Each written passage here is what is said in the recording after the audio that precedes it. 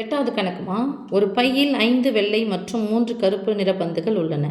மற்றொரு பையில் 4 வெள்ளை மற்றும் 6 கருப்பு நிற பந்துகள் உள்ளன. ஒவ்வொரு பையிலிருந்தும் ஒரு பந்து எடுக்கப்படுகிறது எனில். இப்போ 2 பேக் இருக்குது. அந்த 2 பேக்லையுமே பிளாக் அண்ட் ஒயிட் தான் இருக்குது. இதில் பிளாக் அண்ட் ஒயிட்டும் அதில் பிளாக் அண்ட் ஒயிட் பால்ஸ் தான் இருக்குது. இதில் 5 பால் ஒயிட்டு, 3 பால் பிளாக் இருக்குது. 2வது பையில் 4 ஒயிட் பால் இருக்குது, 6 பிளாக் பால் இருக்குது. இப்போது என்ன பண்ணுறாங்க, கையை உள்ளே விட்டு எடுக்கிறாங்க. எடுத்து பண்ணும்போது ஒவ்வொரு பையிலிருந்தும் ஒரு பந்து எடுக்கப்படுது. இப்போது சேம் டைமில் இந்த பையிலிருந்தும் அந்த பையிலிருந்தும் எடுக்கிறாங்க. ஒன்றை ஒன்று சார்பிலா நிகழ்ச்சி. நல்லா ஞாபகம் வச்சுக்கோங்க, சார்பிலா நிகழ்ச்சிகள். ஏன்னா பைய தனித்தனியாக தான் இருக்குது, ஒன்றுக்கு ஒன்று சம்மந்தம் இல்லை. பால் என்னமோ இருக்குது, நிகழ்ச்சி என்னமோ ஒரே சமயத்தில் நடக்குது. ஆனால் இது வேறு பைய, அது வேறு பைய. அதனால் இது ஒன்றை சார்பிலா நிகழ்ச்சிகள் என்ன பண்ணணும், பெருக்கணும். எப்படி ஏ வெட்டு பி அப்படின்னு வருதுன்னு சொன்னாவே என்ன பண்ண போகிற சாமி, நம்ம பெருக்கணும். அது நல்லா ஞாபகம் வச்சுக்கோங்க, சரியா? A dot B of A dot B of B. இப்போ இரண்டும் வெள்ளை நிற பந்துகள். ஃபஸ்ட்டு பேக்கில் இருந்தும் எத்தனை வெள்ளை பந்து இருக்குது? 5. 5ல் ஒரு வெள்ளை பந்து.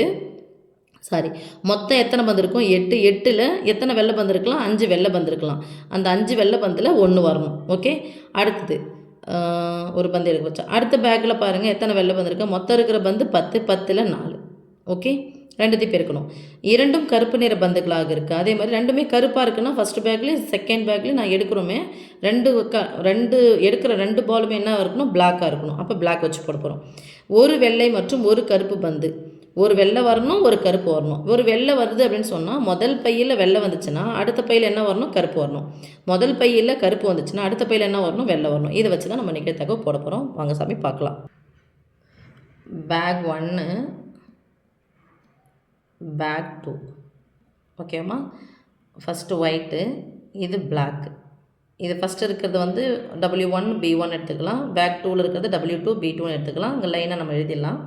ஃபஸ்ட்டு பேக்கில் 5 ஒயிட் இருக்குது, 3 பிளாக் இருக்குது. டோட்டலாக எத்தனை இருக்குது? 8 பால்.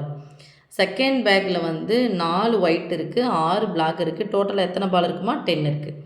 இப்போ ஃபஸ்ட்டு ஒன்று அவங்க கேட்குறதுக்கு என்னென்னா, இரண்டும் வெள்ளை நிற பந்துகளாக எடுக்கப்படணும். இரண்டும் வெள்ளை நிற பந்துகள்னால் முதல் பேக்லேயும் கை விடுறாங்க, 2வது பேக்லேயும் கை விடுறாங்க. அப்போ P ஆஃப் W1 வெட்டு W2. ஓகே, இப்போ W1 அப்படிங்கிறது என்னென்னா P ஆஃப் W1 ஆனது W பை இது P ஆஃப் Sன்னு வரும் இல்லையா? அது மாதிரி தான். இப்போ மொத்தத்தில் எத்தனை பந்து இருக்குதுன்னு பார்க்கலாம். ஒன்றை ஒன்று சார்பிலா நிகழ்ச்சிகள் சொல்லியாச்சு. அப்போ என்ன பண்ணோம்? வெட்டுன்னு வந்தாவே என்ன பண்ணோம்? P of W1 into P of W2. நான் ஒயிட் பால் ஃபஸ்ட்டு பேக்கில் இருக்குது W1 வச்சுக்கிறேன், இது W2. மொத்தத்தில் எத்தனை பால் இருக்குது? மொத்த பேக்கில் அதான் P of W1 equal to N of W1 by N of WSன்னு போடும். சாரி, N ஆஃப் Sன்னு போடும் இல்லையா? மொத்தன்றது தான் அங்கே கூறுவெளி. தட் இஸ் ஈக்குவல் டு 8ல் 5 பால் அங்கே வந்து ஒயிட்டு ஃபஸ்ட்டு பேக்கில், இதில் 10ல் 6 பால் ஒயிட்டு. ஸோ நடுவில் பெருக்கல், குறுக்க கேன்சல். 1 நாள் 4, 2 நாள் 8. பின்னையன் நடுவில் பெருக்கல், குறுக்க கேன்சல். இப்போ பாருங்கள், 1 5 5, 2 5 10, மேலே 1 தான் இருக்குது. 1 பை 2 2 4.